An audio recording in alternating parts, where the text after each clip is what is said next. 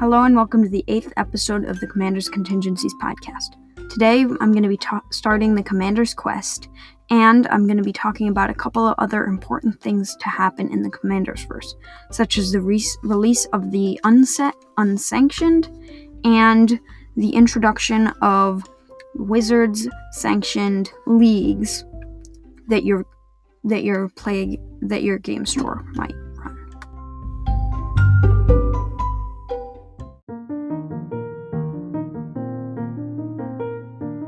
Alright, so first I'm going to talk about the WPN Commander Nights. So Commander Nights run once weekly from April 27th through June 18th, and players earn achievements in weekly Commander games with special rules. There's a lot of different rules, but basically how it works is every week your game store gets to choose which day, but it's encouraged for it not to be on Friday in order to not conflict with Friday Night Magic.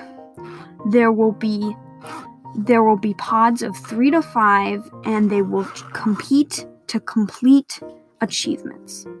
The achievements are A, they can be chosen by the individual stores, and B, they can vary, but basically they provided a sample list just so you know the kind of thing. There will be 14 total, and you get achievements, and you can get a reward if you complete 7, and another one if you complete 14. So 1 is control a permanent with 3 or more auras attached to it, 2 is control 10 or more enchantments, 3 is have 3 or more of your constellation trigger abilities trigger at the same time, etc. There's 14 of them, but you get the idea. One of them is win a game of Commander. That's probably going to be a relatively stable one. But this is great because it'll encourage your game store, if they don't already, to be running a Commander Night. So that's great. If you have a game store closer to you that hasn't been running a Commander Night, then they might start doing that now. I'm actually going to look into that. Alright, next up, I want to talk about the set Unsanctioned. So Unsanctioned is like any other unset. The cards are technically not legal to play in any format other than draft or cube or whatever. In most formats, you cannot play them. So I'm not going to do a set release, a set review because of that, but I will talk about a couple of cards that I thought were fun. Alright, so there's also a lot of reprints in here. Most of the cards I'm talking about are actually reprints, but one of my favorite cards is Flavor Judge. 1 and a white for a creature bird advisor, 2/2. Tap. Choose target spell or ability that targets a permanent you control. Then ask a person outside the game if the story of what will happen makes sense. If they say no, sacrifice Flavor Judge and counter that spell or ability. So, yeah. Like, for example, if your opponent has a wall out and you go to murder it, and you ask the person whether you can murder a wall, they'll be like, no, that doesn't make sense. I don't know, it just seems fun to me. Frankie Peanuts. Frankie Peanuts is 2 white for a 2/3 legendary creature, elephant rogue. At the beginning of your upkeep, you may ask target player a yes or no question. If you do, that player answers the question truthfully and abides by that answer until end of turn. When I first looked at this, I was like, oh geez, this is going to take a lot of thought to figure out how to do it well. But basically, there's this thing called coercive logic, where people can only really answer one way. For example, yes or no. You will do the actions in exactly one of the 2 following groups of actions. The first group is answering no. The second group is forfeiting this turn, but giving me 1 rare of my choice from your deck.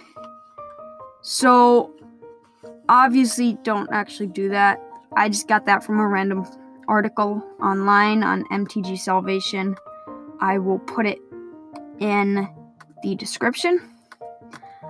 but probably don't do some type of anti-thing, because that'll get a judge call, and just don't be that guy. But I just didn't want to misquote the person.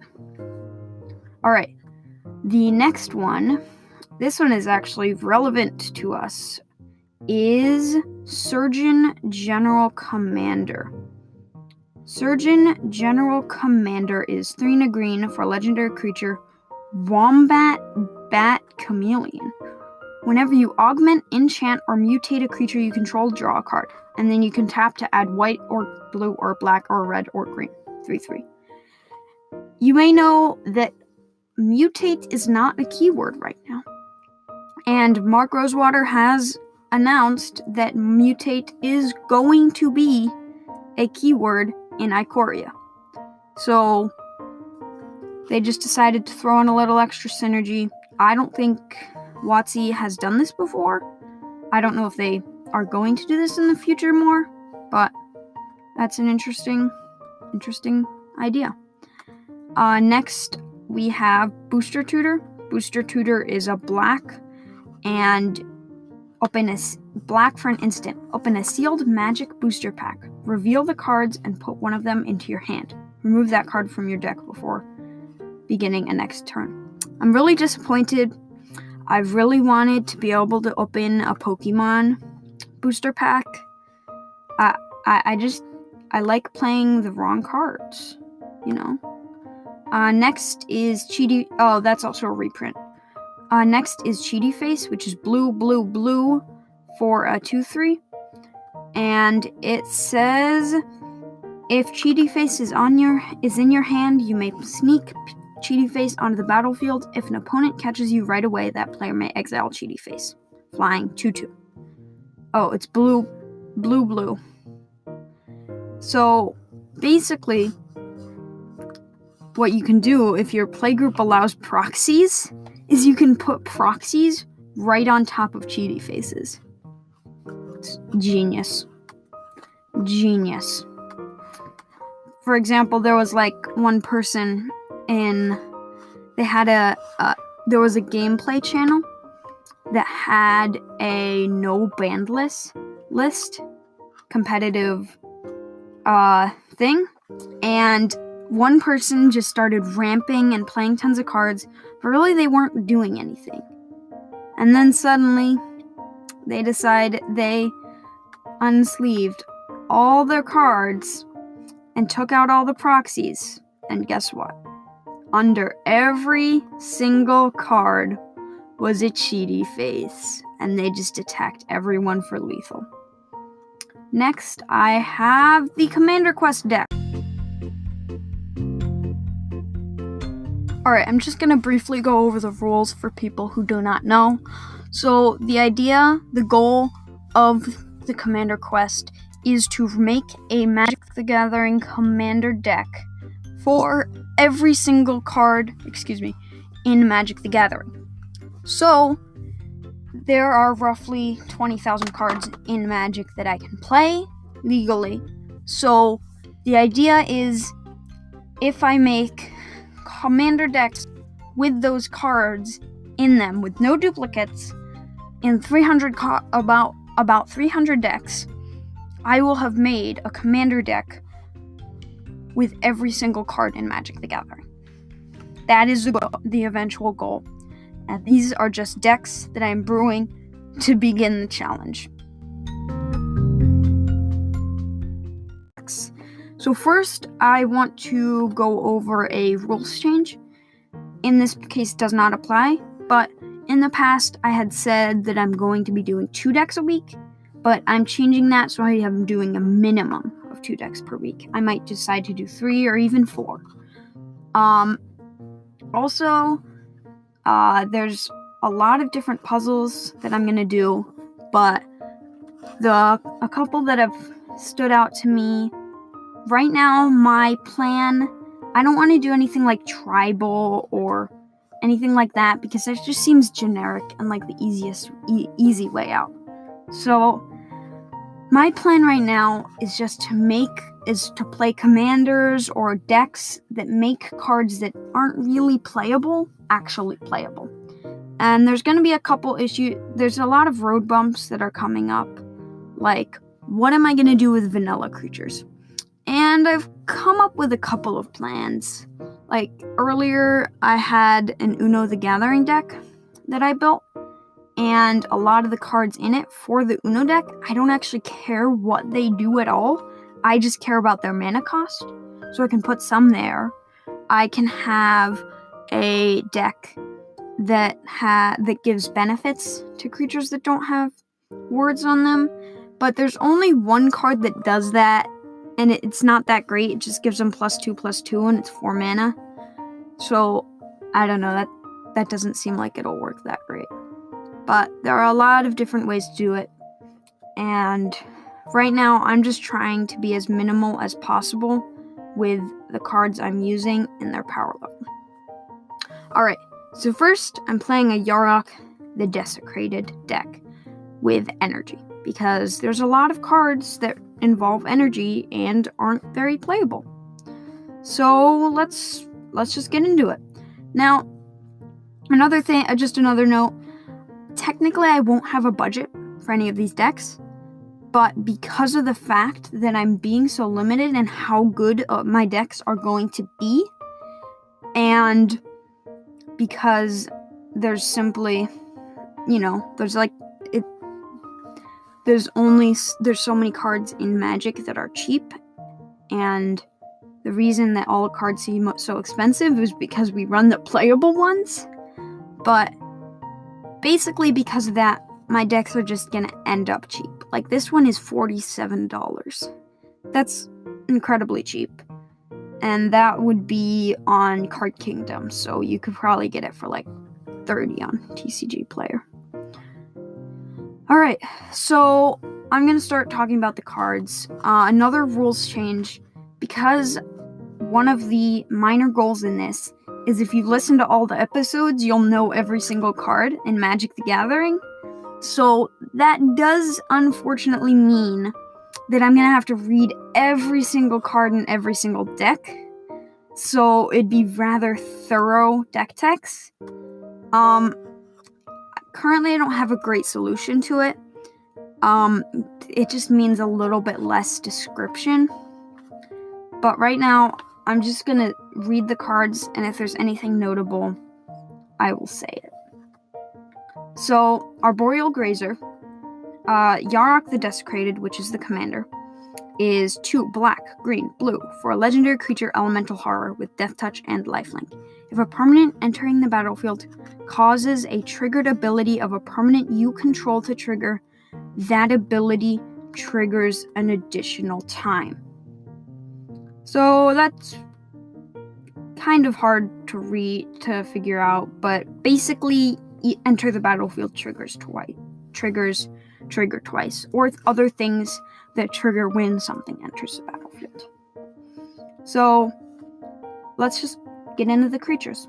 So first, I have an Arboreal Grazer. Arboreal Grazer is green for a creature beast with reach, 0/3.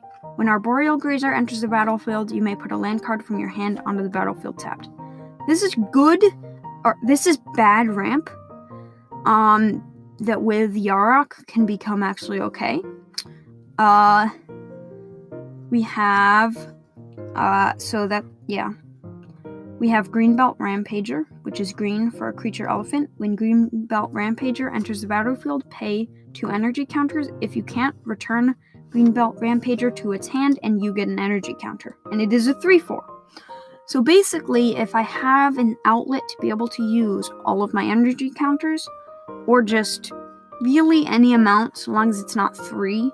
So if I have an outlet for 1 or an outlet for 2, that means that I can just cast it over and over and over again and get 2 per enter the battlefield with Yarok. Plus, it's not really playable anywhere else.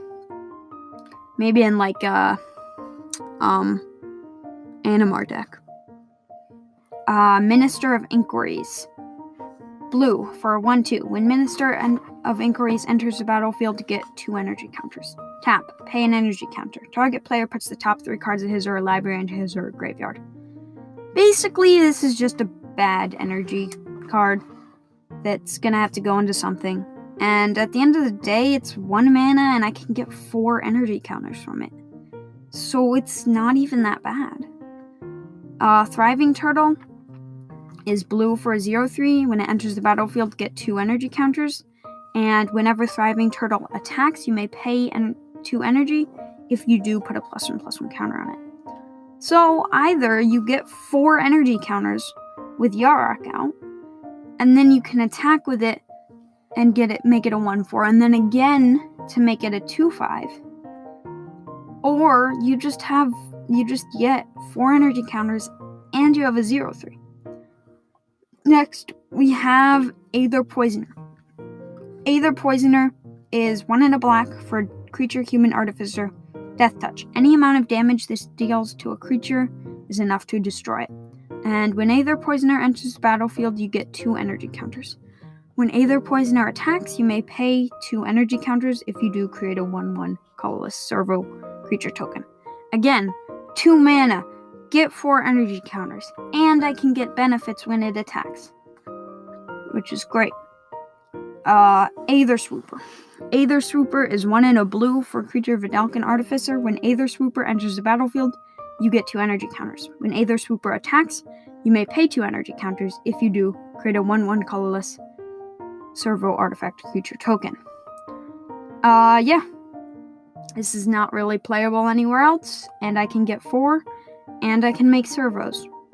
Good. Aether Theorist. Aether Theorist is 1 and a blue for a 1/3 creature, Vidalcan Rogue. Whenever Aether Theorist enters the battlefield, you get 3 energy counters. Tap, pay an energy counter, scry 1. Scry is good. Plus, I can get 6 energy counters. That's a lot of energy. Enoch Guide just has an enter the battlefield ability and is kind of a bad card that's not playable anywhere else. So I'm gonna do that. Enoch Guide is 1 and a green for a creature, Hound Scout. When Enoch Guide enters the battlefield, choose 1. Put a +1/+1 counter on Enoch Guide, or search your library for a basic land card, reveal it, then shuffle your library and put that card on top of it.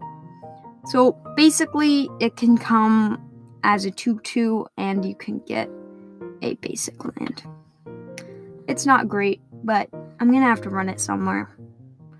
Bloodseeker. 1 and a black for a creature, Vampire Shaman. Whenever a creature enters the battlefield under an opponent's control, you may have that player lose 1 life. 1/1. So, if you read Yarok the Desecrated, if a permanent entering the battlefield causes a triggered ability of a permanent you control to trigger, that ability triggers an additional time. So if a permanent entering the battlefield, that does count for opponents, causes a triggered ability of a permanent you control, so yes, that works with Bloodseeker, that ability triggers an additional time. So yes, that does work with it. Glint Sleeve Siphoner. 1 and a black for a creature, human, rogue, menace. Whenever Glint Sleeve Siphoner enters the battlefield or attacks, you get an energy counter.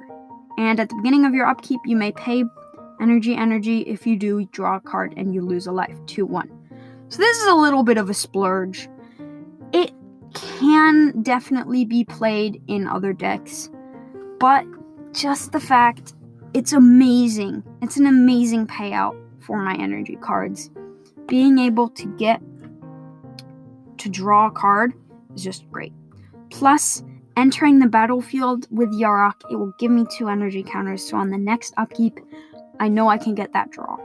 Plus, it has Menace, so my opponents will not necessarily be able to block it. It is a very good card in this deck, and I did splurge a little bit, but in this deck, it's going to be much, much better than in most decks. Long Tusk Club. Long Tusk Club, or Cub, is 1 and a green for a creature, cat. When Long Tusk Cub deals combat damage to a player, you get 2 energy counters. And Pay 2 energy counters, put a +1/+1 counter on Long Tusk Cub, and it's a 2/2. So, again, I'm mostly just playing it because I can get 4 energy counters, and being able to get those +1/+1 counters can be quite good. If I have a lot of energy, that can be a good way to either use it as a combat trick to surprise my opponents and potentially kill their stuff, or to just deal a lot of damage. Sage of Shayala's Claim is 1 in a green for a 2/1 creature elf druid. When Sage of Shayala's Claim enters the battlefield, you get 3 energy counters. It's just not playable anywhere else. I get 6 energy counters. It's quite a lot. It's also a 3/1 or a 2/1, so you take what you can get. Shielded Aether Thief is 1 in a blue for a creature, Vidalcan, Rogue, Flash. You may cast this spell anytime you could cast an instant. Whenever Shielded Aether Thief blocks, you get an energy counter. And you can pay 3 energy to draw a card. This is, again, another one of the best payouts for energy. Plus, it's got Flash, so I can surprise block my opponent's stuff. Thriving Rats is 1 in a black for a 1/2 creature rat. When Thriving Rats enters the battlefield, you get 2 energy counters, and when Thriving Rats attacks, you may pay 2 energy counters. If you do, put a +1/+1 counter on it. So, it's the same. You can get energy counters. You could get 4 energy counters, and then I can even put more counters on it as a benefit. Alright, another splurge, but this one again I think is worth it. Winding Constrictor is black-green for a creature snake. If 1 or more counters would be placed on an artifact creature or creature you control, that many of those counters +1 are placed on that permanent instead. So basically, if I get some +1/+1 counters on it, those can be +1, which is good actually. There's a good amount of cards that have that as their payoff. And if you would get 1 or more counters, you get that many of those counters +1 instead. So basically, because Winding Constrictor, say for example, we use Thriving Rats as an ability. When it enters the battlefield, you get 2 energy counters. And Yarok is going to have that trigger twice. So because it's 2 separate triggers, not doubled, I get 2 separate triggers from the Winding Constrictor. So I could get 6 energy off of my Thriving Rats, which is great.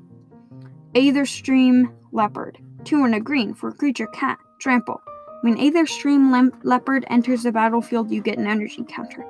When Aetherstream Leopard attacks, you may pay an energy counter. If you do, it gets +2/+0 until end of turn. Honestly, I don't have that great of a justification for this card. It's just not playable anywhere else. I can get 2 energy counters from it, and when it attacks, it can be a 4/3 with trample for 3 mana, but again, I'm using those energy counters. So it's not really good, but I just don't have anywhere else to put it. Anna Battle Mage, 2 in a green for a creature, human wizard, 2/2. Kicker, 2 in a blue and or 1 in a black. When Anna Battle Mage comes into play, if the 2 in a blue kicker cost was paid, target player discards 3 cards. And if the 1 in a black kicker cost was paid, tap target untapped creature, and that creature deals damage equal to its power to its controller. So with Yarok, those can get doubled. So I can either tap 2 creatures and have them deal damage to their controllers equal to their power, or I could have either 2 target players discard 3, or 1 player discard 6, which is basically their whole hand, most likely. So that's actually a surprisingly good card. I don't know if it counts as a splurge, but it's certainly an underrated and can be a good card. So next we have Archidekt of the Untamed. 2 and a green for a creature, elf, artificer, druid. Whenever a land enters the battlefield under your control, you get an energy counter. And you can play 1, 2, 3, 4, 5, 6, 7, 8 energy and create a 6/6 colorless beast artifact creature token. So, again, there are so many things that just give me 6 energy or whatever it is so easily. Plus, whenever a land enters the battlefield under your control, I get 2 energy counters, not 1, because Yarok will double that trigger. So, yeah, it's quite good. When Electrostatic Pummeler. Electrostatic Pummeler is 3 for an artifact, creature construct, 1/1.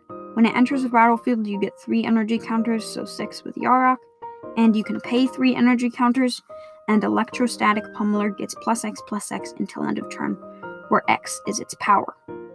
So basically, this is a way to take your piles and piles of energy and turn them into killing someone. For example, let's say you have 15 energy. You do it once, and it's a 2/2. You have 12 energy left. You do it again, and it's a 4/4. You have 9 energy left. You do it again, and it's an 8/8. You still have 6 energy left.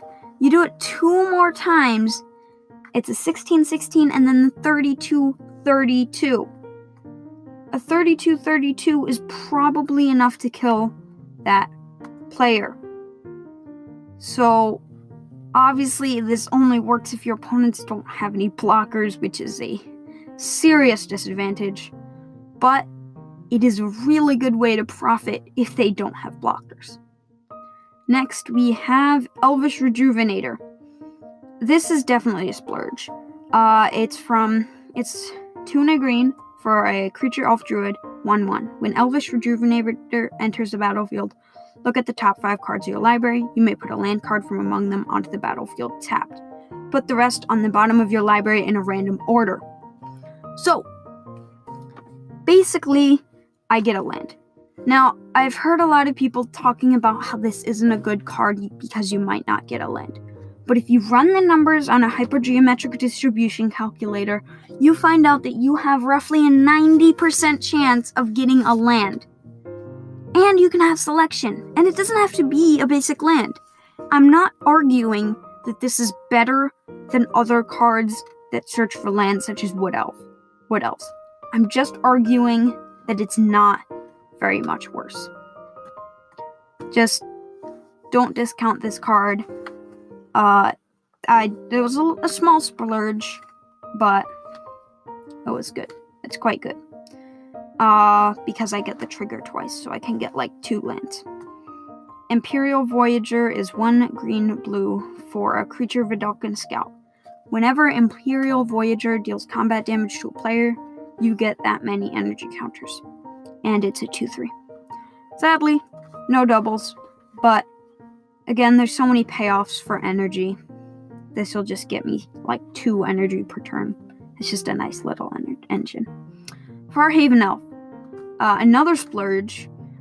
2 and a green for creature elf druid. When Farhaven Elf enters the battlefield, you may search your library for a basic land card, put it onto the battlefield tapped, then shuffle your library, and it's a 1/1.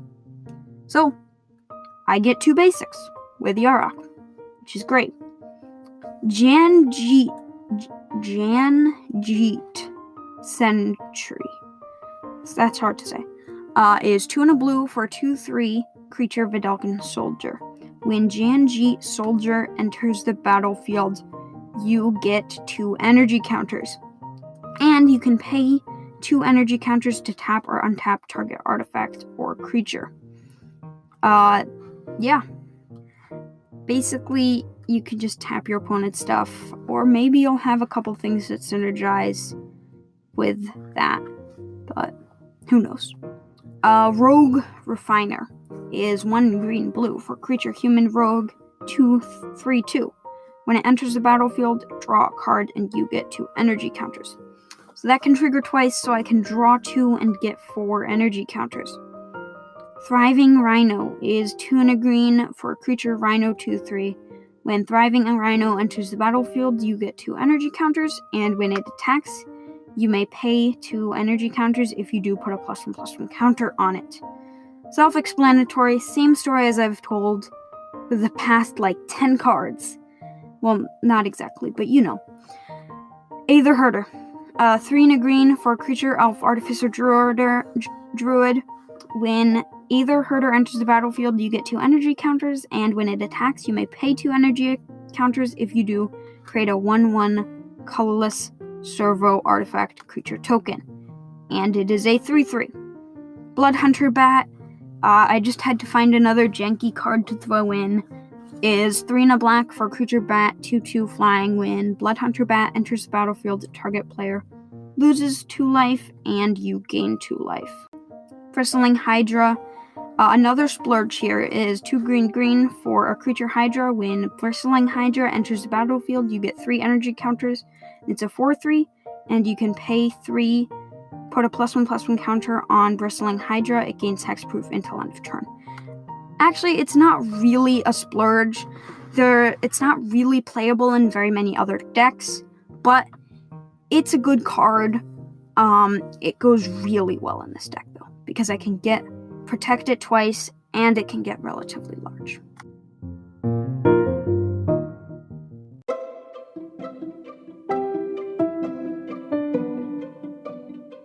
Alright, next we have Hostage Taker. Hostage Taker is 2 blue-black for a 2/2 creature human pirate. When Hostage Taker enters the battlefield, exile target artifact or creature until Hostage Taker leaves the battlefield. You may cast that card for as long as it remains exiled, and you may spend mana as though or mana of any type to cast that spell. That's great. So I can just get rid of other things that I don't want to exist anymore. Next we have Mystic Snake. 1 green, blue for a creature snake, flash. When Mystic Snake comes into play, counter target spell, 2/2. Oh, this card is actually not that great. If for some reason, it's just what it says. The Yarok trigger doubling doesn't have very much of an effect unless there's 2 spells on the stack that you want to counter. Yes, you can target the same spell with it, so you don't have to actually counter the Mystic Snake itself. If it gets doubled, you can just counter a single spell twice. Also, it would be an enter the battlefield trigger, so it wouldn't matter. It wouldn't be on the stack anymore when that triggers. But get the point.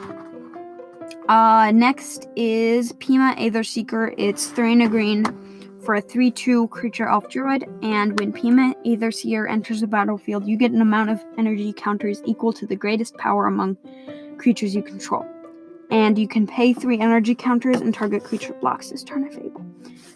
Bare minimum, you get 3 from either Pima Aether Seeker or from the Yarok, but most likely you will get more than that. And you can just make things block, which is somewhat helpful. It's a good way to get rid of things. For example, in these decks, it's going to be really hard to get ramp, draw, removal, etc. So cards like this just help me supplement it when I don't have the best options. So next we have Shipwreck Moray. It's 3 and a blue for creature fish. When Shipwreck Moray enters the battlefield, you get 4 energy counters.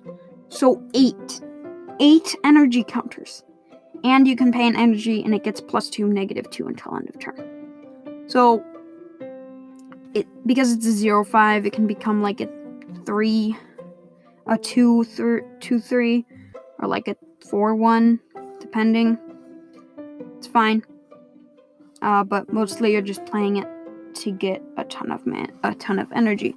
Acidic Slime.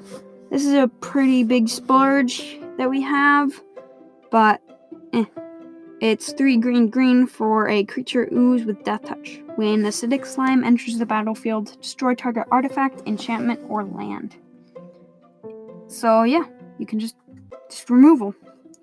Arctic Wolves is 3 green for a 4/5. Summon Wolves. When Arctic Wolves enters the battlefield, draw a card. And it has cumulative upkeep too. So basically, you just play it and you get to draw 2 and then you sack it at the beginning of your next turn. It's pretty bad, but there's bad cards in Magic. I don't know what to tell you. Aven Surveyor is 3 blue for a creature bird scout with flying. When Aven Surveyor enters the battlefield, choose 1, put a +1/+1 counter on Aven Surveyor, and return target creature to its owner's hand. Quite good. Yeah. It just allows me to bounce 2 creatures or put 2 +1 counters on it. Next we have Blade Juggler. Blade Juggler is 4 and a black for a 3/2 creature human rogue with Spectacle. You may cast this spell for its Spectacle cost rather than its mana cost if an opponent lost life this turn. Its Spectacle cost is 2 and a black. And when Blade Juggler enters the battlefield, it deals 1 damage to you and you draw a card. It's great. You can just draw 2, more draw. Next we have High Tide Hermit.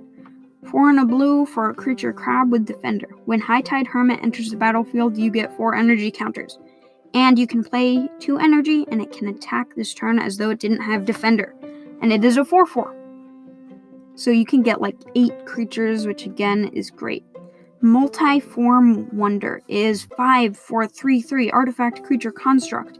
And when it enters the battlefield, you get 3 energy counters. And you can pay an energy to give it either Flying, Vigilance, or Lifelink, or +2, -2, or -2, +2 until end of turn. So with your 6 energy, you could give it Flying, Vigilance, Lifelink, and like +2, -2, I guess. Yeah. And then other stuff. Basically, you're just playing it to get the energy counters. And those abilities are just a nice benefit. Reservoir Walker is 5 for a 3/3 artifact creature construct. When Reservoir Walker enters the battlefield, you gain 3 life and get 3 energy counters. First, you get 6 life, which, sure, that's good. And then you get 6 energy counters, which is awesome. Next, we have Riparian Tiger. I think that's how that's pronounced. Is 3 green for a creature cat with trample. When Riparian Tiger enters the battlefield, you may get 2 energy counters. And when Riparian Tiger attacks, you may pay 2 energy counters. If you do, it gets +2/+2 until end of turn. That is great. Shriek Maw. Shriek Maw is 4 and a black for a creature elemental with fear. This creature can't be blocked except by artifact creatures and or black creatures. And when it enters the battlefield, destroy target non-artifact, non-black creature. This is a splurge, plus it has Evoke. You may cast 1 in a black, you may cast this spell for its Evoke cost. If you do, it's sacrificed when it enters the battlefield. So you can pay 1 in a black and have it enter the battlefield, and then you can have it destroy 2 target non-artifact, non-black creatures. That's good removal. Next we have Aethertide Whale. Aethertide Whale is 4 blue for creature whale with flying. When Aethertide Whale enters the battlefield, you get 6 energy counters. So 12 energy counters. And you can pay 4 to return 4 energy counters to return Aethertide Whale to its owner's hands.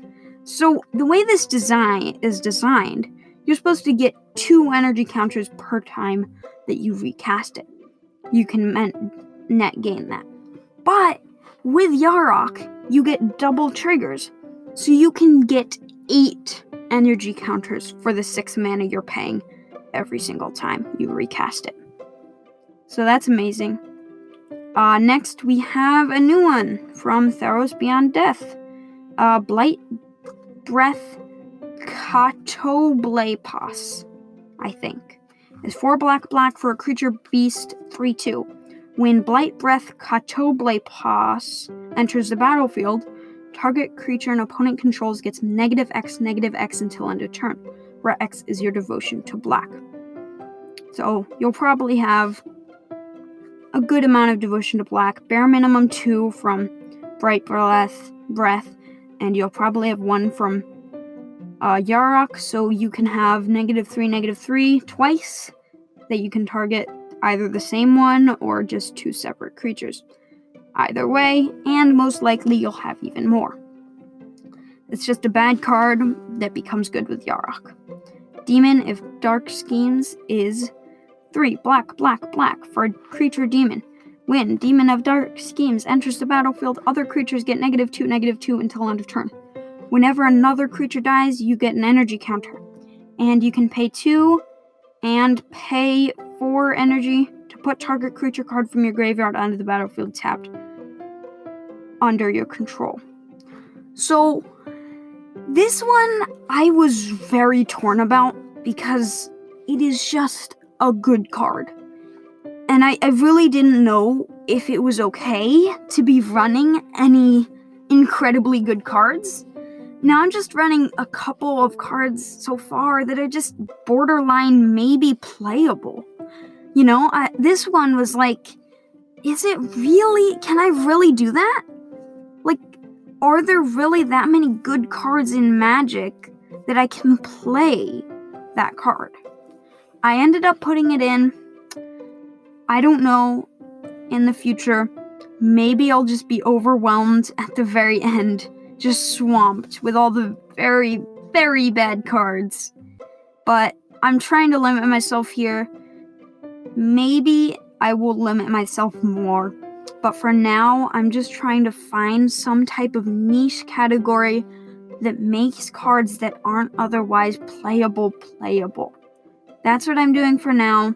I'm probably going to do a couple of decks soon that are just decks that I've already built that I'm going to modify for this next week. But because this week there were so many other things going on, I decided not to make a third deck to go over. Because of course, I want to get this done, and it's an extremely long process. I don't remember exactly what I calculated, but I feel like I remember it was about 3 years. Kudos to the people that are building a deck for every single commander. You just have yourself something 3 times the challenge that I do that is growing at a rate almost as quickly as you're able to do it. That's why I chose to do it this way, because I'm not quite as limited, and I will actually be able to do it. I know that you guys are going to be able to do it eventually. It will probably just take you like 20 years. Not even exaggerating. Alright, next we have Aetherwind Basker. 4 green for a creature lizard. Trample. When Aetherwind Basker enters the battlefield or attacks, you get an energy counter for each creature you control. And you can pay an energy counter, and Aetherwind Basker gets +1/+1 until end of turn. So that is quite good. It's another small splurge, but I figured there's gotta be some good cards. You know, I think I'm gonna try and go a little bit more light on good cards in the future. Aether Squall Ancient is 4 blue for creature Leviathan. At the beginning of your upkeep, you get 3 energy counters, and you can pay 1, 2, 3, 4, 5, 6, 7, 8 energy counters to return all other creatures to their owner's hands and activate this ability only anytime you can cast a sorcery. So it's 6 mana, or a 6/6, it's 7 mana. It's just a Wrath. I mean, there's not that many good Wraths in Magic, so that's just a way to get one that works in the deck. Alright, so that's all the creatures. I'm running 46 creatures in this deck because, first of all, there's a lot of creatures in Magic. And second of all, that's what the deck synergizes with. It's all around also energy, and there's a lot of things that are energy that are just creatures. There's also a couple of random ETBs that I threw in that wouldn't be playable in other places. because I needed to fill out the deck and I didn't want to put in any too good cards. Next is Attune with Aether. Attune with Aether is green for sorcery. Search your library for a basic land card, reveal it, put it into your hand, then shuffle your library. You get 2 energy counters. Next we have Die Young. Die Young is 1 and a black for sorcery. Choose target creature. You get 2 energy counters, then you may pay an amount of energy. The creature gets -1/-1 until end of turn for each energy paid this way. So, basically, I can turn my energy into removal, which as I have stated before, it's going to be extremely difficult to get removal in this type of deck. Next, we have Live Fast. 2 and a black, you draw 2 cards, lose 2 life, and get 2 energy counters. It's a little bit of a splurge. I mean, 3 mana draw 2 isn't uncommon, but I also get 2 energy counters. I think it's a small splurge, but I think it's okay. Confiscation Coup.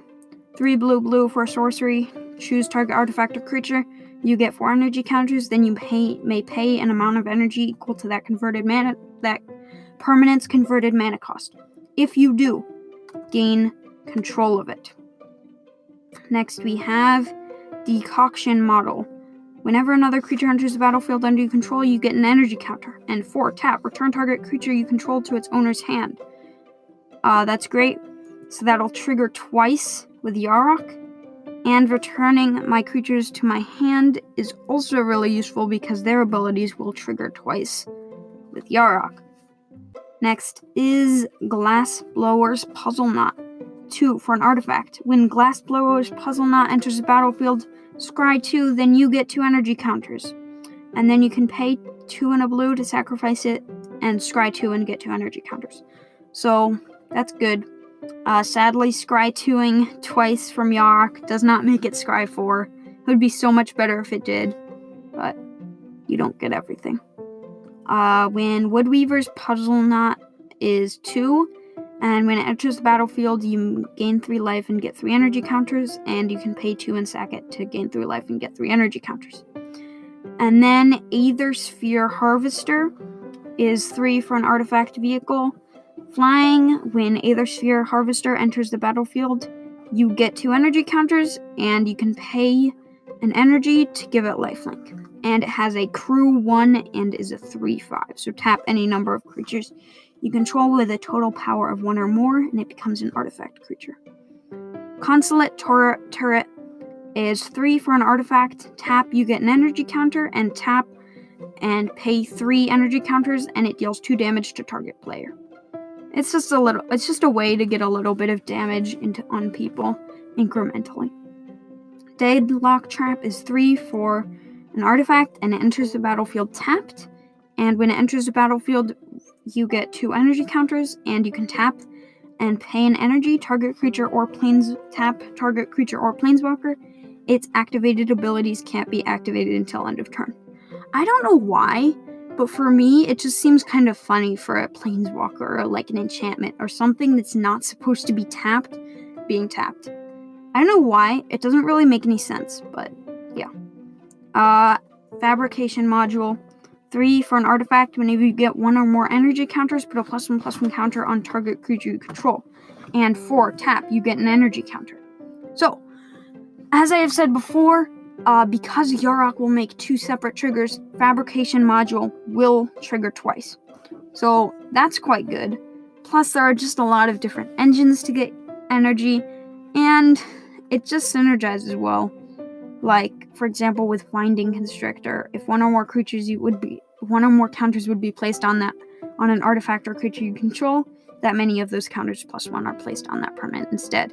There's just a couple of niche synergies, and it works surprisingly well in the deck. Panharmonicon is 4 for an artifact. If an artifact or creature enters the battlefield, causes a triggered ability of a permanent you control to trigger, that ability triggers an additional time. This is the biggest splurge in the deck. It's just another Yarok, and I figured I can have one big splurge, right? I'm probably gonna regret it, but I feel like I might have splurged too much on this deck. I don't know. but this one is a giant one, and I might just have to cut it in the future. I will allow myself to make edits to the decks of the past. For example, if I find out, oh, this card would be so good in this deck, and I could just use another card in that card's place in the other deck. So, I don't know if I'm gonna end up doing that, but I will probably try to avoid it so that the episodes in the past stay as relevant as possible, and to not be like, oh yeah, I'm just using all these good cards in every single deck and just replacing them and cutting them when I get to need them again. Plus, that also just makes a lot more maintenance if I do that too much. So I will try to avoid doing that, but I might decide to do that at some rare occasions. Okay, 4 more cards. High Spire Infusion is 1 in a green for an instant. Target creature gets +3/+3 until end of turn, and you get 2 energy counters. Glimmer of Genius is 3 in a blue for an instant. Scry 2, then draw 2, you get 2 energy counters. Gonti's Machinations. Whenever you lose life for the first time each turn, you get an energy counter. And pay 2 energy. Sacrifice Gonti's Machinations. Each opponent loses 3 life. You gain life equal to the life lost this way. Excuse me. So I can gain 9 life, assuming that I have 3 opponents. And it'll deal 3 damage to each of them. And I only need 2 energy, which is extremely easy to get in this deck. And if I also get it from losing life. Next I have Aether Meltdown. Aether Meltdown is 1 in a blue for an enchantment aura. Flash. You may cast this spell at any time you could cast an instant. Enchant creature or vehicle, and when Aether Meltdown enters the battlefield, you get 2 energy counters. And the enchanted permanent gets -4, -0. So, that's the deck. Basically, it synergizes around just playing cards that get me energy, and then I use a couple of cards to profit. I'm sure that if you play this, you will not win, but it will probably function relatively well. Alright, so, I don't know, I'm gonna probably have to figure out some type of solution to make it go faster in the future, because it took me just about half an hour to talk about one deck. This episode is probably just gonna go long, but I'm gonna go on to the next deck. So next, I have a Grenzo Dungeon Warden deck. Grenzo Dungeon Warden is X black-red for 2/2 legendary creature goblin rogue. Grenzo Dungeon Warden enters the battlefield with X +1/+1 counters on it, and it's a 2/2. 2. Put the bottom card of your library into your graveyard. If it's a creature card with power less than or equal to Grenzo's power, put it onto the battlefield. So, this deck has 2 categories of completely unplayable cards. 1. Cards that just say scry and basically are otherwise unplayable. And 2. Cards that synergize with the bottom of my library. Almost no other decks care about the bottom of my library. Also, I don't know, I kind of like the fact that I can use it and it'll help me, and the new mulligan will help me. Obviously, I'm not trying to go with some crazy combo deck because it makes it extremely difficult to make a competitive deck with it. Alright, let's see. So, first we have an Inquisitive Puppet. Inquisitive Puppet is 1 for a 0/2 artifact creature construct. When Inquisitive Puppet enters the battlefield, scry 1. And exile Inquisitive Puppet, create a 1/1 white human creature token. So scrying is look at the top card of your library, you may put that card on the bottom of your library. And because of Grenzo's ability, I can put the bottom of my library right into play if it's a creature with power less than his. So, what I can do is I can scry over and over and over again and select what exactly is going to happen, which gives me control and allows me to combo in a lot of different ways. Next, another big splurge is Visceracia. Viscera Seer. Black for a creature, vampire wizard. Sacrifice a creature, scry 1. And it's a 1/1. Again, pretty self-explanatory. I can scry, which is great, and I can sacrifice my creatures, which there's a lot of different ways to get them back into my library or on the bottom of my library, etc.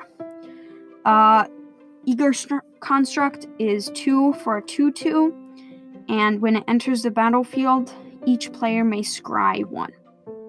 So, sadly, my opponents get it too, but it matters a lot more to me than it does to them. Next, we have Sigilled Skink. Sigilled Skink is 1 in a black for a 2/1, or 1 in a red for a 2/1 lizard, and when it attacks, scry 1. Next, we have Blood Bairn. Blood Bairn is 2 in a black for a creature vampire. Sacrifice another creature. Blood Bairn gets +2/+2 until end of turn. So, it's another sacrifice outlet, which is very useful in this deck. It allows me to get in lots of combo loops. Bogarden Dragonheart is 2 in a red for a creature human shaman.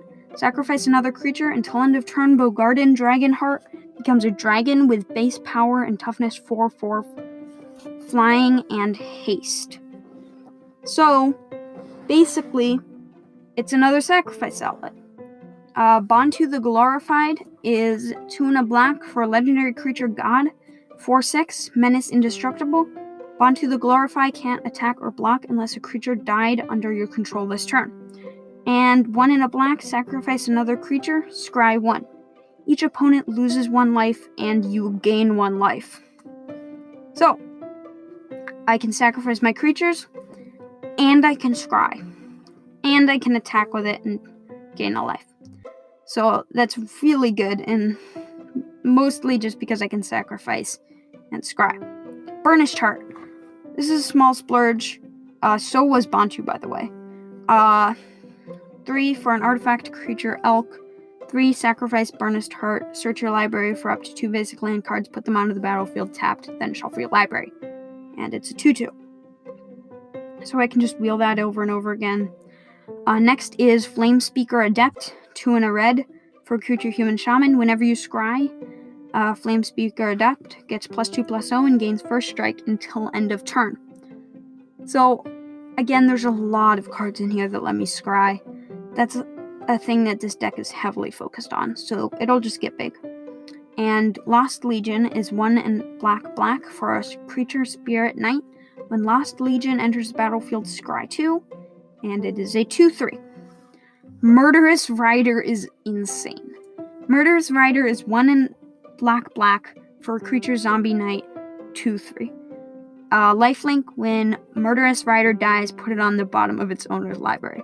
Now you can guess why that's good, because then once it's on the bottom of its owner's library, I can get it right back with Grenzo and put it into play. And not only that, it has an adventure. Swift End, 1 black for an instant adventure. Destroy target creature or planeswalker, you lose 2 life. So I get to murder something, and then I get something that I can wheel or have it enter the battlefield over and over and over again.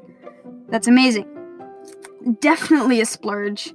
That's a $10 card, and it's very good. I mean, I'd say it's about... Honestly, I think it's overrated.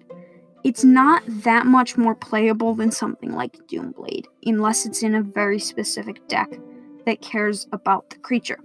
But in this deck, it is insane. Next, we have Pawn of Ulamog. 1 black for a 2/2. Creature vampire shaman. When Pawn of Ulamog or another non-token creature you control dies, you may create a 0/1 colorless Eldrazi spawn creature token. It has sacrifice this creature, add colorless to your mana pool. So this gives me mana to activate Grenzo again, and it will let me get into loops. A lot of the loops that I get into require mana. So this will just help me make that easier. Another thing that will help me have the mana to go through those loops is Priest of Gix. Priest of Gix is 2 and a black for creature human cleric minion, and when it enters the battlefield, add black to your mana pool, and it's a 2/1. Priest of Urabrask is the same thing. 2 and a red. Whenever Priest of Urabrask enters the battlefield, add red to your mana pool, and it's a 2/1. Ravenous Harpy is 2 and a black for creature Harpy 1/2. Flying 1, sacrifice another creature, put a +1/+1 counter on Ravenous Harpy. This deck simply needs a lot of sacrifice outlets, and I just don't want to run out of all the good mana-less sacrifice outlets. So I threw in Ravenous Harpy just because I want another one, and sometimes that's just how it goes. Thaumaturge's Familiar is 3 for a 1/3 artifact creature bird with flying. And when Thaumaturge's Familiar enters the battlefield, scry 1. And it's a 1/3. So, yeah, I can scry. Wartide Witch is another great one. 2 and a black for a creature Goblin Shaman. When Wartide Witch or another creature dies, scry 1.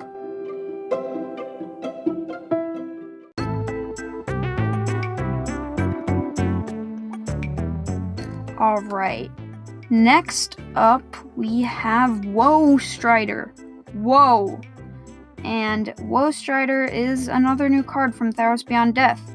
Woe Strider is 2 and a black for creature horror. 3/2, when Woe Strider enters the battlefield, create a 0/1 white goat creature token. And sacrifice another creature, scry 1.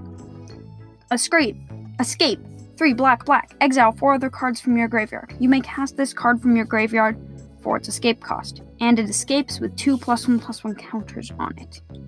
So, you can cast it, get a goat. You can scry. You can sacrifice your creatures. And you can escape it. You could sacrifice... Yeah. You can escape it, get another counter, get another goat. And yeah, it's just good.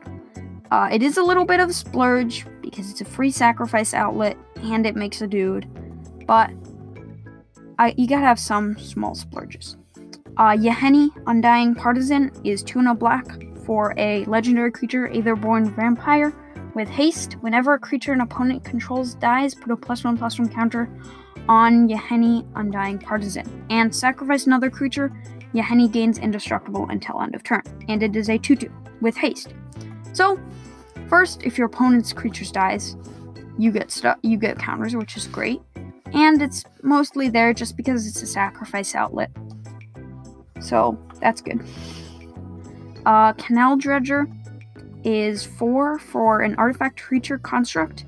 Draft Canal Dredger face up, and each player passes the last card from each booster pack to a player who drafted a card named Canal Dredger.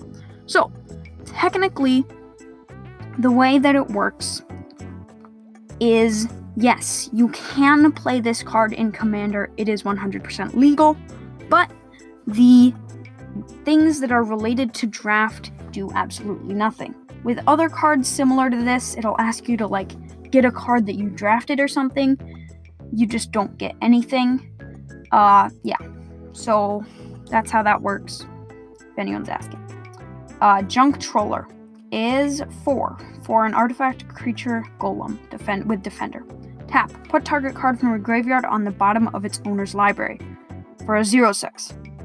So, again, it's just another way to get stuff from my graveyard on the bottom of my library, which I can then use Grenzo to play again, to sacrifice, to put it on the bottom of my library, and do it over and over again. That's why I didn't explain for Canal Dredger. They do the same thing, but they synergize really well.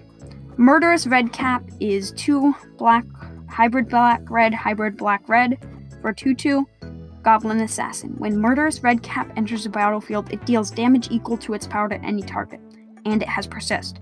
When it dies, if it had no -1/-1 counters on it, it enters the battlefield with a -1/-1 counter on it. So, basically, it just allows me to either destroy my opponent's creatures, or if I really am comboing off, I might be able to just kill my opponents. Next, we have Necrotol. Necrotol is 2 black for creature human assassin, and when it enters the battlefield, destroy target non-artifact, non-black creature. and that creature can't be regenerated. It's a 2/1. So, it's just removal that I can use over and over again. Little bit of a splurge. Same with Ravenous Chupacabra, which is 2 black for a creature beast horror. 2/2 when it enters the battlefield. Destroy target creature an opponent controls. Pitiless Plunderer is 3 and a black for a creature human pirate. Whenever another creature you control dies, create a colorless treasure artifact token with tap, sacrifice this artifact. Add 1 mana of any color to your mana pool. So it's just ramp. It also just lets you have more mana to work with when you're trying to go off. Next, we have Epitaph Golem, which is 5 for a 3/5 artifact creature golem. 2, put target card from your graveyard on the bottom of your library. Nice. So you can get it on the bottom of your library. So basically, you can spend 4 to get it from the set. If you have a free sacrifice outlet, you can sacrifice it, use Epitaph Golem to put it on the bottom of your library, and then use Grenzo to get it back into play for 4 mana total, which can be quite good with the things that are entering and exiting, plus with the other things that can get you mana. There's a lot of ways that can go infinite easily. Hey, here's a good way that this can become extremely powerful. Grey Merchant of Asphodel is 3 black for creature zombie. When Grey Merchant of Asphodel enters the battlefield, each opponent loses X life, where X is their devotion to black. You gain life equal to the life lost this way. I don't care if your opponents are losing like 3 life. You gain 9 life if your opponents are just losing 3. And that's basically the bare minimum. That's if you have 1 devotion to black other than Gary. Yes, he is called Gary. And you can wheel it so many different ways and get it to enter the battlefield over and over and over again. Plus, this deck is heavily focused on black, a lot more than it is on red, especially in the permanents. And you're probably going to have a good amount of black cards already out. So, Gary is extremely good. It is a splurge. It's good in a lot of different decks, but I think it deserves to be here. Sir Conrad the Grim is 3 black for legendary creature human knight. 5/4. Whenever another creature dies or a creature card is put into a graveyard from anywhere other than the battlefield, or a creature card leaves your graveyard, Sir Conrad the Grim deals 1 damage to each opponent. And 1 in a black, each player may puts the top card of their library into their graveyard. So, basically, you can mill yourself, which can be helpful, but you can also just have things whenever my stuff dies, I can deal damage to opponents, or whenever my stuff leaves the graveyard, because technically how Grenzo works is put the bottom card of your library into your graveyard. If it's a creature with power less than or equal to Grenzo's power, put it on the battlefield. So technically how that works is if I use Grenzo's ability, it will count as it leaving the battlefield. So there's a lot of different ways, and if it's put from the library into the graveyard, that also counts. So it could deal 2 damage from me using the Grenzo ability if I hit it, 1 if it doesn't hit it, and also from me sacrificing creatures. It's good. It's quite good. Vampire Warlord is 4 and a black for creatures. Vampire Warrior, 4/2, sacrifice another creature, regenerate Vampire Warlord. Again, I needed sacrifice outlet. I didn't want to take the very best sacrifice outlets, so I just went with that. Prophet of the Peak, 6 for an artifact creature cat, 5/5. When it enters the battlefield, scry 2, which is great. Eater of Hope is 2 black 5 black for a creature demon, 6/4 with flying. Black, sacrifice another creature, regenerate Eater of Hope. 2 and a black, sacrifice 2 other creatures, destroy target creature. So, not only can it be a single mana sacrifice outlet, but also you can pay 2 and a black and sacrifice 2 to destroy a creature, which is a great way to benefit off of having the creatures that you want to sacrifice anyways. Alright, next we have Harsh Scrutiny. Harsh Scrutiny is black for a sorcery. Target opponent reveals his or her hand. You choose a creature card from it, and that player discards that card. scry 1. Bolt of Karanos is 1 red for sorcery. Bolt of Karanos deals 3 damage to target creature or player, scry 1. Drown in Sorrow is 1 black for a sorcery. All creatures get -2/-2 until end of turn, scry 1. Again, all just because they have scries. Drown in Sorrow can be a wrath. Bolt of Karanos can be removal. Harsh Scrutiny is just kind of removal. It's discard, but it's like preemptive removal. It's like before a counterspell. Lightning Javelin is 3 and a red for sorcery. Lightning Javelin deals 3 damage to target creature or player, scry 1. Same idea, removal. Scries. Good. Portent of Betrayal is 3 and a red for sorcery. Gain control of target creature until end of turn. Untap that creature, it gains haste until end of turn. Scry 1. So not only does it give haste, not only does it scry, but also I can take a creature, and with all of my sacrifice outlets, I can sacrifice it. Rage of Perforos is 4 and a red for sorcery. Rage of Perforos deals 4 damage to target creature. It can't be regenerated this turn, scry 1. So, what I can do is it can just be removal, and it can scry. Yeah. Lose Hope. Black. For an instant. Target creature gets -1/-1 until end of turn, and I can scry 2. Again, mostly I'm playing this for the scry 2, but -1/-1 can maybe get rid of something. Spark Jolt. Same idea. Red. Instant. Spark Jolt deals 1 damage to target creature or player, scry 1. Jaya's Greeting. 1 and a red for an instant. Jaya's Greeting deals 3 damage to target creature, scry 1. Same idea. Magma Jet. Magma Jet deals 2 damage to target creature or player, scry 2. Cruel Finality. 2 and a black, instant. Target creature gets -2/-2 until end of turn, scry 1. Fateful End. 2 and a red. Fateful End deals 3 damage to any target, scry 1. Get the point. 3 black red. Instant. Destroy target creature, scry 1. So all of those are just basically destroy something or deal damage or whatever it is, and then I get to scry. There's also Riddle of Lightning, which is 3 red for an instant. Choose target creature or player, scry 3, then reveal the top card of your library. Riddle of Lightning deals damage equal to that card's converted mana cost to that creature or player. So, I can scry 3, which will almost definitely be able to get me something good on the bottom of my library. And I can also have it get rid of something if I get lucky. Conjurer's Bauble is 1 for an artifact. Tap, sacrifice Conjurer's Bauble. Put up to 1 target card from your graveyard onto the bottom of your library. Draw a card. So, again, it's just another way to get something from my graveyard on the bottom of the library so I can get it again with Grenzo. Sentinel Totem is 1 for an artifact. When Sentinel Totem enters the battlefield, scry 1. Look at the top card of your library. You know what scry does. And tap, exile Sentinel Totem, exile all cards from your graveyard. So, you can get rid of from all graveyards. So you can get rid of graveyards, and you get the benefit of scry.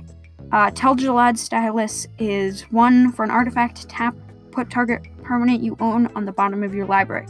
This skips a couple steps. You just get to put a permanent on the bottom of my library, and then I can use Grenzo to get it back. So it just skips a couple steps and makes it easier. Darksteel Pendant is 2 for an artifact, and it's indestructible, and I can tap to scry. Tap 1 and tap scry 1. Illusionist Bracers is 2 for an artifact equipment. Whenever an ability of equipped creature is activated, if it isn't a mana ability, copy that ability. You may choose new targets for the copy. This is a bit of a splurge, but with Grenzo, every single time I activate it, it just happens twice. Rito Lantern is 2 for an artifact. 3, put target card from a graveyard onto the bottom of its owner's library. It's great. Soldevi Digger, 2 for an artifact. 2, put the top card of your graveyard on the bottom of your library. So if you sacrifice something, it'll be on top of your graveyard. and then you can stick it on the bottom of your library. So this is quite irritating, honestly. Usually when I'm building decks, if I see a card that says the top card of my graveyard, I will simply not put it in my deck, because that means that I have to keep my order of my library the same, which can be quite irritating. But because I'm running every single card in Commander, there wouldn't be a point in that. I'm gonna have to put it in the deck anyways. Plus, it synergizes quite well. Because if I sacrifice something, I can put it on the top of my library, on the bottom of my library, which is what I want to be doing. Treasure map is 2 for an artifact. 1 tap, scry 1, put a landmark counter on treasure map, and create a treasure. So it has tap, sacrifice this artifact, add 1 mana of any color to your mana pool, and if there's 3 or more landmark counters on it, then you can transform it and create 3 treasure tokens. Treasure Cove is what it transforms into, and you can tap to add a colorless. It's a land, and you can tap to sacrifice a treasure and draw a card. Next we have Crystal Ball. Crystal Ball is 3 for an artifact. 1 tap, scry 2. Heartstone is next, 3 for an artifact. The cost of each creature ability requiring an activation cost is reduced by 1. This cannot reduce an ability's generic mana cost to less than 1. So, if there's an ability, it costs 1 less to cast. Not to cast, to activate. So, for example, Grenzo has 2 as his ability. Suddenly, that's 1, which is great. Mana Geode, 3. When it enters battlefield, scry 1, and I can tap to add 1 mana of any color. So, yeah. Seer's Lantern is 3 for an artifact. Tap, add colorless, and 2 tap, scry 1. So, yeah. I get mana, I can scry. What more could you ever want? Cauldron of Eternity. Another relatively large splurge, but absolutely insane in this deck. So, Cauldron of Eternity is 10 black for a legendary artifact. This spell costs 2 less to cast for each creature card in your graveyard.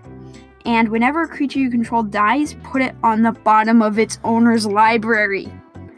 Grenzo gets stuff from the bottom of my library. That just completely skips the step of me having to bring it back. I can just sacrifice it and it'll go directly to the bottom of my library where Grenzo can get it right back.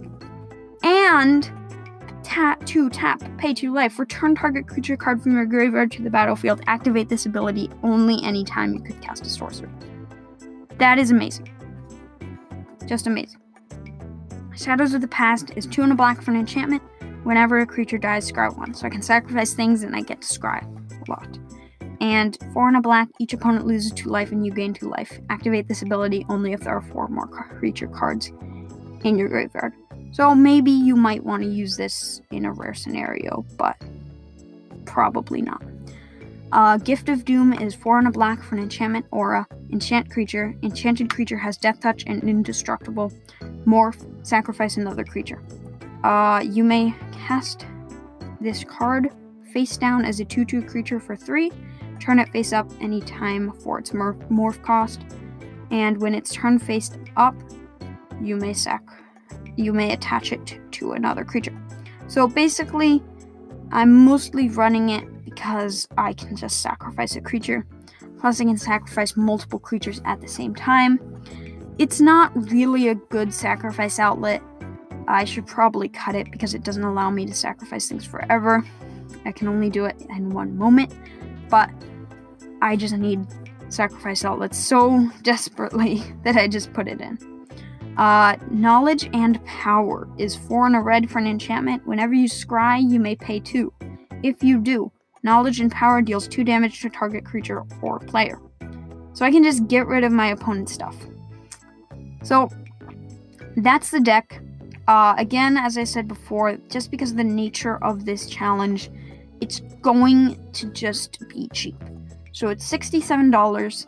I feel like I didn't splurge as much on this deck as I did last, but there are a couple of cards in here that are splurges, such as Cauldron of Eternity and Grey Merchant of Asphodel, but that happens sometimes. So those are the two decks. I just have a couple more things to say. One, pretty soon I'm going to be putting up a website. I believe most likely the link will be in the description. And yeah. Another thing I wanted to talk about is, first of all, sorry, for some reason my throat really hurts. It's probably gonna make me sound a little bit weird, but that's fine. I made a new logo. I really like it. I wish that I used MTG Cardsmith, and the top and the bottom are cut off, which is irritating me, but there's not very much I could do about that without leaving the sides empty or warping the image. So I think I'm just gonna have to live with that. So let's just go to the end. So basically earlier I had this thing called Card of the Week, and for some reason I stopped doing it because when I was planning the layout of these episodes, somehow I just didn't think of Card of the Week until I was actually recording them. And I just didn't want to think of something right off the top of my head. But I actually like the idea. But I'm going to change the rules from just any card I want to either mostly I want to do cards that require a lot of analysis. Like a card that maybe is playable, but you have to really think about it. Or you have to do math or like a hypergeometric distribution calculator in order to figure out what it is. Or just something that's underrated that you... Alright, so just at the ending, a quick note. I accidentally forgot to talk about the lands in either deck, so I'm just going to go over them quickly now. So in the Grenzo deck, we have an Isolated Watchtower, which is a land, and I can tap to add a colorless, or I can pay 2 and scry 1. Then you may reveal the top card of your library. If a basic land card is revealed this way, put it onto the battlefield tapped. Activate this ability only if an opponent controls at least 2 more lands than you. Next, we have Path of Ancestry. Path of Ancestry enters the battlefield tapped, and I can tap it, add to your mana pool 1 mana of any color in your commander's color identity. When that mana is cast spent to cast a creature spell that shares a creature type with your commander, scry 1. Grenzo is a goblin rogue. Temple of Malice is land, and it enters the battlefield tapped, and when it enters the battlefield, scry 1. And I can tap it to add black or red. And Zhalfirin Void, and when it enters the battlefield, scry 1, and I can tap it for a colorless. That is all in the Grenzo deck. Most of them just allow me to scry. Also, I just randomly noticed there's a lot of echo in this room. I'm not recording in the normal place. Sorry if you notice it. But next, on to the Yarok deck. As is logical, I'm not running many lands in either deck because I want to be able to have fixing and cards for other decks in the future. So in the Yarok deck, we have an Aether Hub. When Aether Hub enters the battlefield, you get an energy counter, which with Yarok I can get 2. And I can tap to add a colorless to my mana pool, or I can tap and pay an energy to add 1 mana of any color to your mana pool. So 1, it gets me energy, and 2, I can use my energy to get mana. Next, we have Hickory Woodlot. Hickory Woodlot is a land. Hickory Woodlot comes into play tapped with 2 depletion counters on it. So with Yarok, it'll come into play with 4 depletion counters on it. And tap, remove a depletion counter from Hickory Woodlot, add 2 green mana to your mana pool. If there are no depletion counters on Hickory Woodlot, sacrifice it. So I have 2 other cards, Peat Bog and Sappers Scary. Peat Bog is the same except for instead of adding a green, it adds a black. And Sappers Scary is the same except for adding a green it adds a blue. So they go well on the deck. So that was just a silly oversight. So today I'm going to be doing Mystic Forge.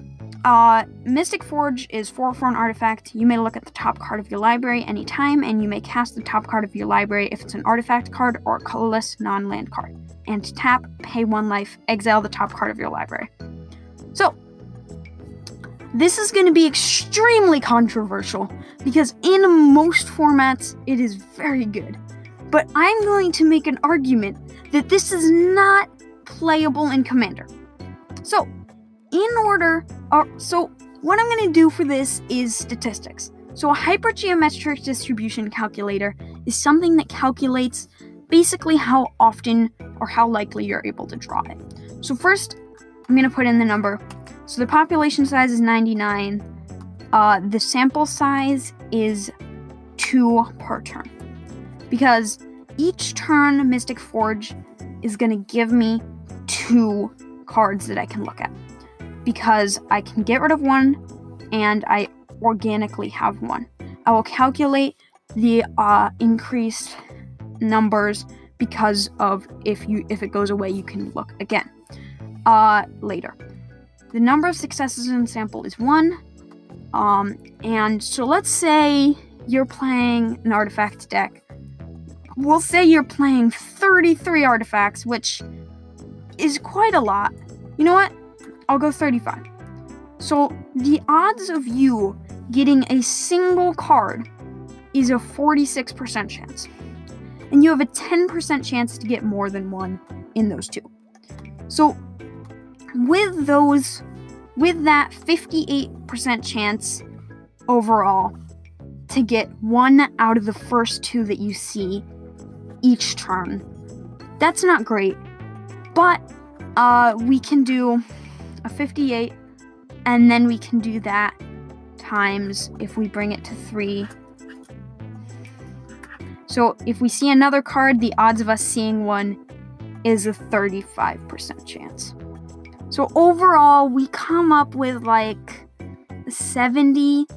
Basically, on average, you'll get roughly a 0.7 cards per turn with this card.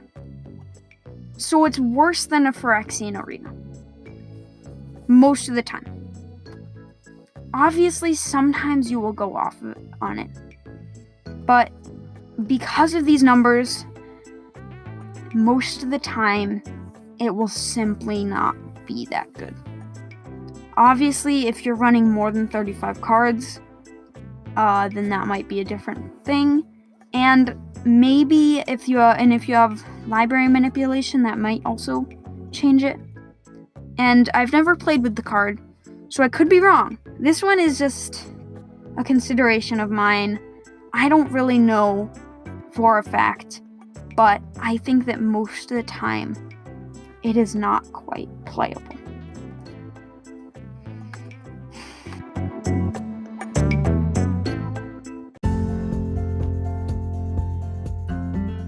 Thank you for listening. I will see you next week. You can join my Discord server and the link in the description. You can send me voice messages through Anchor, also with the link in the description. You can find me on Archidekt at imajani, and you can find me on Reddit at cmdrs contingencies. I will see you next week.